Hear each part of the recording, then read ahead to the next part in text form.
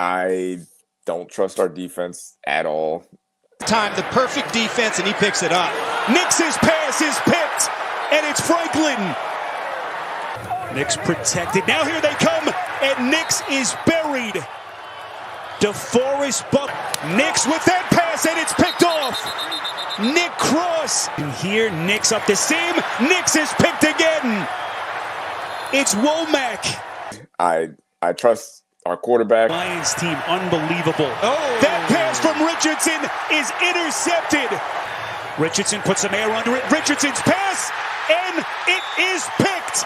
I trust our offense. Who had a big workload, his biggest workload of the season last week against New England. Boy, if you're a Colts fan, I hope you're sitting down. The Jonathan Taylor touchdown run overturned, dropped the football before he crossed the plane. Quarterback run game. They set up Mitchell. It's going to be a double pass, and that one is intercepted. Oh! It's Bonito.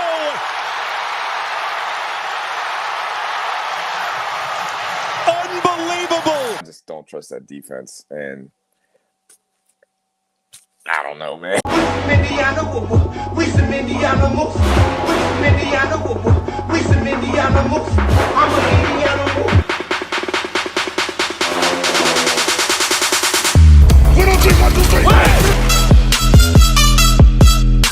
We make the f***ing rules now. No more talk. Just win. Let's go. Touchdown! I-N-D-Y! Anthony Richardson. With everything on the line, the Colts decided to have their worst offensive performance of the season, practically ending their playoff hopes for this year. So, in my opinion, the season is over. This is where it ends. Like, offensively, this was not a good Anthony Richardson game. Started off pretty good, but all in all, bad game from Anthony Richardson. Bad game by the offensive line. Just the amount of false starts and holding penalties. They couldn't protect Anthony. Nobody could make a play that, Michael Pittman had a fumble. We're going to talk about Jonathan Taylor at the end of the video. Michael Pittman had a fumble. The 80 Mitchell trick play, double pass, interception return for a touchdown was insane. Like, just one of the worst play calls of the season, most likely. And AR threw, I believe, 2 interceptions. Just all around offensively, just a terrible game. Terrible game. This was not a playoff team. This was not the team that I expected to see coming into this year. And based off of my own personal expectations that I had at the beginning of the season, I can confidently call this season a failure now that we've missed the playoffs. Whatever happens for the rest of the season, it doesn't matter too much. I guess at this point, I'm just at the point where I just want to see, I want Anthony to get more snaps. I want him to play more, just as many reps as he can the next 3 weeks. And I want to see more of 80 Mitchell. Just the game plan needs to be revolved around him. Just AR and 80 Mitchell, just getting their chemistry down, getting some kind of connection, something. Just get all the young players involved. Get Will Mallory involved. Get Ogletree more involved in the passing game. I don't know what other rookies are out there that haven't been getting a lot of playing time. Whatever young players haven't been getting playing time, it's time for them to start playing more. Let's see what we got. Let's see what we have on the roster. Start reeling back the vets. Start reducing their snaps a little bit. And honestly, I will start asking some of them, hey, how do you feel about coming back next year? Is it something you absolutely want to do, or do you want to go to a contender? Because, like it or not, this team right now, as presently constructed, is not a contending team. And I don't believe it's going to be turned over in one season to where we're, winning the division and in contention for a Super Bowl. That's just not where we're at right now. That piece of my beard got in my mouth. The main person I'd be going to talk to, DeForest Buckner. He's the first guy I'm calling. I'm like, hey, dog, you're still good. You're still productive. We'd love you to stay. But if you want to go to a contending team, I'd understand it.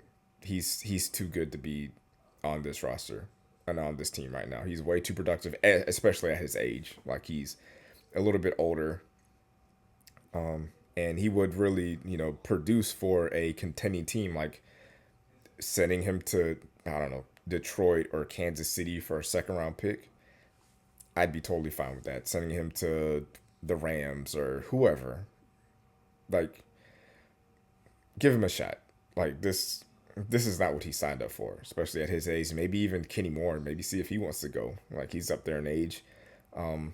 But yeah, start reducing some of the snaps for the older guys and start ramping up the younger guys. Young running backs, young receivers, tight ends. Like, where was Tanner Bornolini? Why doesn't he get to play anymore? Like, Danny Pitcher had three holding penalties. Why didn't Tanner get to play? Like, let's start shaking it up. Put some rookies in there. Obviously, we're going to talk about it through the offseason about Chris Ballard's job status. I have feelings about Chris Ballard, and we're gonna get into that. Wow, I can't believe they picked the worst time to do this. Like, normally the Colts save their most embarrassing loss for the absolute last game of the season, and now they just got it out of the way. So now I have stress-free football for the rest of the year. But yeah, Jonathan Taylor, bro, like, the one run that he broke off clean.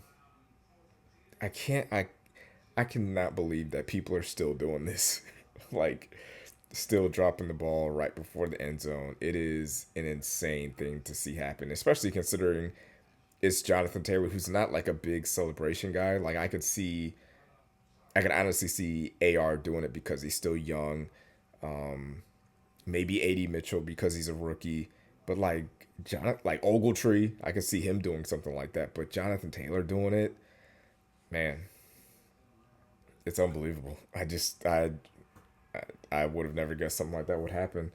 But yeah, we went from being up 20 to we would have been up 20-7, and instead we got outscored 24-0 after that. And I'm not a big believer in momentum.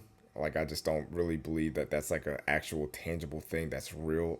I think it's just more when you can't explain why something is happening, you look for a pivot point and say, well, that's the reason they got the momentum and they just ran with it. But, after that play, I feel like the offense never got right back on track. The running game got kind of shut down, and the Broncos kind of just woke up and just got better.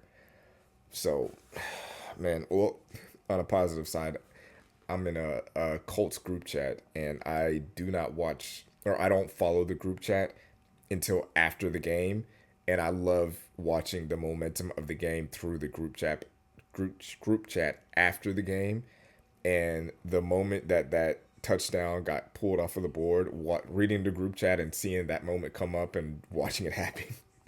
Kind of funny because a lot of people were crashing out, a lot of people left the group chat, and it's a lot of trade everybody, fire everybody. Like, everybody wants Ballard fired, which I get at this point. He's been here for a long time. 4 straight years not making the playoffs. People calling for Anthony Richardson, calling him a bust already. I think it's still too early. People wanting to fire Shane Steichen, that's insane talk to me. I think you tie AR and Shane together. If AR doesn't work, then they're both gone. Shane and AR are both gone. At the offseason, I totally understand if Ballard gets fired. We'll talk about like the little bit of the off-season stuff that I think AR needs to work on. But if there's any positives that can come out of this, is that the defense played arguably their best game of the season. Like, lights out. I mean, towards the end of the game, they can only do so much, but like, they just played incredible. Like, everybody played great for the first 3 quarters, and then they just couldn't hold on because the offense just fell apart. But like, Buck showed up. Latu had a few pressures out there, like forcing they had 3 interceptions.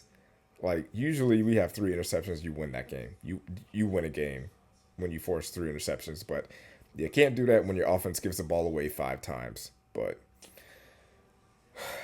yeah, this is like, I'm almost to the point where I almost want, outside of Anthony Richardson, I want Anthony Richardson to play well for the rest of the season because I think that bodes well for next year.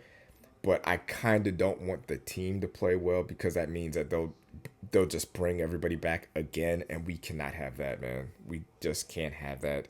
And it kind of sucks for Gus Bradley because he is going to get fired at the end of the season. He's going to be the fall guy, but it can't just be him. It's got to be him. Some of these players can't be re-signed. Some of them can't be brought back. I think the GM probably not getting back would possibly help, but man, this was a rough season, man. This was a rough season. For the most part, I guess I can now focus on watching other games, watching other teams play. like I missed the Bills Lions game. I missed the Chiefs Browns games, but now now I can just focus on other teams. Like, I'm obviously not going to ignore the games because I still like doing videos on the team, but giving them like this much focus is, yeah, we're done with that. So coming up in the next few weeks, we'll probably talk more so about, off-season moves, who needs to stay, who needs to go, who should get paid, who should get traded, mock draft season, just everything, GM possibilities, just wow. So yeah, season's over. We had a good run. Anthony stayed somewhat healthy, but yeah, we're kind of cooked now, so maybe next year. Go Colts. Thanks for watching, babe. Make sure to like this video and subscribe to the channel.